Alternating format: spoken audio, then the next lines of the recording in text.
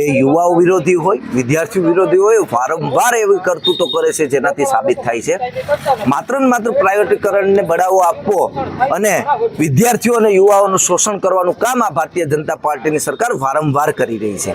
ત્યારે જે પીજીવીસીએલના જે આઈટીઆઈ કરેલા વિદ્યાર્થીઓ છે કે 10 પાસ કરી અને પોતે 2 વર્ષ આઈટીઆઈ કરે છે, એપ્રેન્ટિસ કરે છે અને 3 વર્ષ મહેનત કરી અને પરીક્ષાઓની તૈયારી કરે છે, ત્યારે જે એફઆરટી લાવી અને આ લોકો ખાનગીકરણ કરવા જઈ રહ્યા છે ત્યારે કાયમી ભરતી એ નાબૂદ થઈ જવાની છે। ત્યારે આ વિદ્યાર્થીઓ છે જે એપ્રેન્ટિસ કરેલા છે, જે મહેનત કરે છે, આવા વિદ્યાર્થીઓ પર અન્યાય થવાનો છે। ત્યારે આજે એનએસયુ અને જે પીજીવીસીએલના વિદ્યાર્થીઓ છે આજે લઈ અને અમે એમડીને આવેદન આપવા આવવાના છે કે જે તમે કોન્ટ્રાક્ટ પ્રથાની વાત કરો એ બંધ કરવી જોઈએ, કાયમી ભરતી કરવી જોઈએ। જે વિદ્યુત સહાયક છે પોતાનો જીવ જોખમમાં મૂકી અને લોકો માટે કામ કરે છે તો શું 12-15 હજારમાં તેનું શોષણ કરવાનું? આ અમે સરકારને સવાલ પૂછવા માંગીએ છીએ। ત્યારે કાયમી ભરતીની માંગ સાથે આજે અમારો વિરોધ પ્રદર્શન।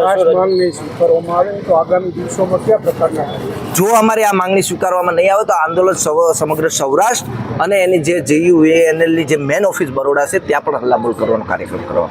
મારું નામ છે આદિત્ય, હું ગોંડલથી આવું છું અને અત્યારે પીજીવીસીએલમાં જે એફઆરટી લાગુ કરવામાં આવી રહી છે તેની સામે અમારે તમામ વિદ્યાર્થીઓનો વિરોધ કરી રહ્યા છીએ। શા માટે વિરોધ કર્યો? એટલા માટે કે અત્યારે કાયમી ભરતી અમારી એક્ઝામ લેવાઈ ગયેલી છે, એમાં વેકેન્સી હોવા છતાં પણ એમાં ભરતી થતી નથી અને પીજીવીસીએલ પાસે નવા ડિવિઝન મંજૂર કર્યા છે, એમાં પણ વેકેન્સી ખાલી છે ઇલેક્ટ્રિક આસિસ્ટન્ટ VSની હેલ્પરની, તો પણ એ લોકો પ્રાઇવેટ માણસો મૂકવાની જરૂરિયાત એને ઊભી શા માટે થાય છે?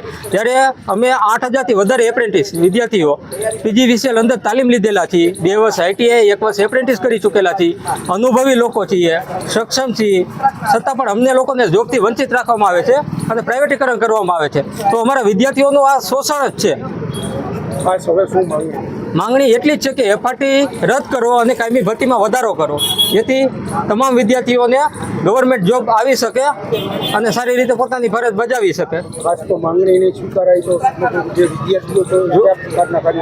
જો માંગણી સ્વીકારવામાં નહીં આવે તો હજારોની સંખ્યામાં આજથી 10 દિવસ પછી 10 દિવસનો ટાઈમ આપીએ છીએ અમે લોકો, ત્યારબાદ અમે વડોદરા મેન ઓફિસ JUVNL ખાતે હજારોની સંખ્યામાં એપ્રેન્ટિસ જાશું અને ઉગ્રથી ઉગ્ર આંદોલન કરવા માટે તૈયાર છીએ।